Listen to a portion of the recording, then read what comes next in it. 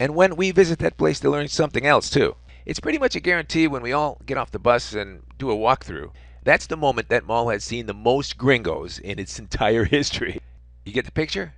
Though that's not to say when you're walking through an upper middle class or high end mall, you won't see people that look like gringos. Because it's a fact Latinos aspire to be like gringos, so they dress like them too. And it's a fact that the wealthier Latinos like to keep their race pure and white. They aspire to the gringo and European look, so they're always on the hunt to marry and have kids with whiter and taller looking people all the time. That's not just a trend, that's a tradition. So it's the fact here in Latin America that the higher class and more exclusive type of mall you walk into, the whiter and taller the people you'll see. Oh, but they'll be short, dark, black-haired people too, but they'll be mostly the workers and people manning the stores and tiendas. Yep, Latin America is very classist, and most of it very racist too. But it's not a black-white racism like we talk about up in the States. It's a Latino or Ladino type of racism against indigenous people.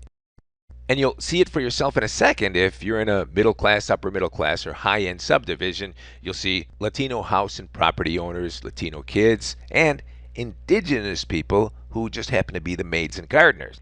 The fact is, in middle, upper middle class, and wealthy subdivisions, you'll almost never see an indigenous property owner.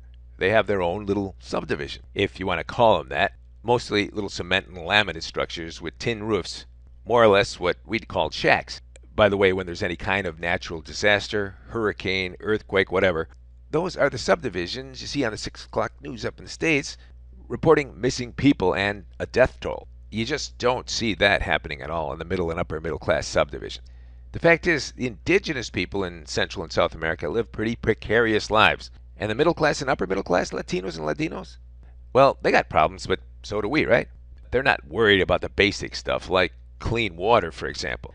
Now, you've heard me say over and over again that most all the water sources in Latin America are polluted, which means you have to personally filter your drinking water or buy bottled water.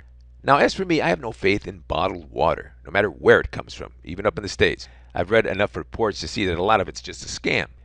But as it turns out here in Latin America, most indigenous people don't even have the dough to buy the locally produced bottled water. So they'll take municipal tap water, which is polluted, and they'll boil it or drink it straight. In fact, you drive by any construction site, you'll see the day workers drinking water right out of the tap. In fact, on my own construction sites, I think I've built like 13 homes and offices now here in Latin America, the workers are always drinking right from the tap.